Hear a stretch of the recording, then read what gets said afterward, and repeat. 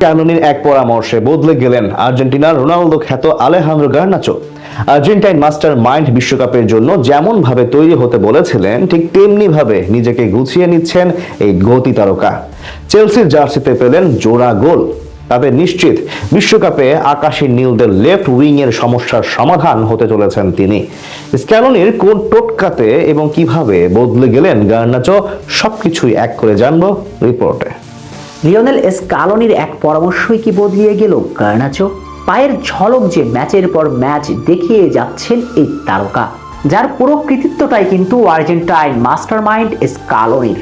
FL কাপের quarter ফাইনালে অপেক্ষাকৃত দুর্বল প্রতিপক্ষ কার্ডিফ সিটির বিপক্ষে এনজো মারেস্কার শুরুর একাদশে নেই আলেহান্দ্রো গার্নাচো। তবে স্টার্ট না করলেও দ্বিতীয় হাফের শুরুতে বদলি হিসাবে আসলেন এই তারকা। তাতেই পুরো সিনারিও বদলিয়ে ম্যাচের 57 মিনিটে লিডে চেলসি। দুর্দান্ত গোলে ব্লুজদের এগিয়ে নেন এই উইঙ্গার। এরপর থেকে আলোর ঝলকে উদ্ভাসিত করতে থাকেন ব্লুজ রাজ্য।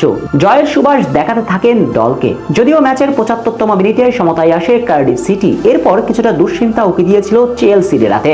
তবে নেটোর গোলে আবারও এগিয়ে চেলসি। নির্ধারিত 90 মিনিট এনজো মারেস্কার দল শেষ করেছিল 2-1 লিডে থেকেই, কিন্তু অতিরিক্ত 5 মিনিট দেন রেফারি। সেখানে শ্বাসরুদ্ধকর মুহূর্ত তৈরি হয়েছিল ব্লুজ সমর্থকদের। এমন পরিস্থিতিতে আবারও গার্নাচো ম্যাজিক জোড়া গোলে দলের জয় নিশ্চিত করেন চেলসির তরুণ তুর্কি। তাতেই স্বপ্নের ত্রাতা এখন এই তারকা। তবে তার চেয়েও বড় স্বপ্ন এখন তিনি আর্জেন্টিনার জন্য, কেননা আর্জেন্টিনা বড় সমস্যার নাম লেফট উইং। ডিমারিয়া যাবার পরে লেফট উইং এর কোনো সমাধান নেই স্ক্যালোনির হাতে।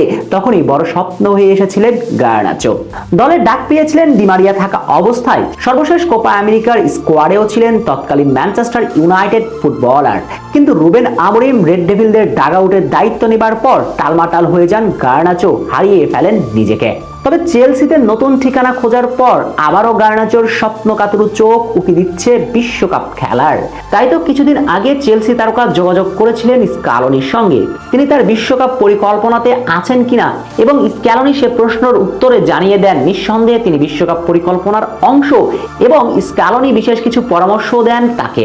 বলেন, তোমার মাথাতে রাখতে হবে তোমাকে অনেক নিচে থেকে শুরু করতে হবে, অর্থাৎ শুধু আক্রমণেই সীমাবদ্ধ থাকলে চলবে না, ডিফেন্সিভ ওয়ার্ক রেটটাও সমানতালে করতে হবে। আধুনিক যুগে উইঙ্গারদের এই কাজটা করে যেতে হয় নিয়মিতই। প্রতিপক্ষ দুর্গকে কাঁপনে তোলার সঙ্গে সামলাতে হবে নিজ দুর্গ। এ যুগের সকল উইঙ্গার এই কাজটাই করে যান, কিন্তু গার্নাচো এই জায়গাতে বেশ দুর্বলতা ছিল বটে। হাফ এরিয়ার নিচে নামতেন না এই তারকা। তাই তো স্ক্যালোনি তাকে এই পরামর্শ দিয়েছিলেন এবং নিজেকে সেভাবেই তৈরি করছেন এই আর্জেন্টাইন। যার প্রমাণ চেলসির সর্বশেষ ম্যাচগুলোতে মিলে গার্নাচো নিজেকে স্ক্যালোনির মতো গড়ে তুলেছেন। ফিনিশিং থেকে ডিফেন্সিভ ওয়ার্ক রেট সবকিছুতেই তার উন্নতির ছাপ স্পষ্ট।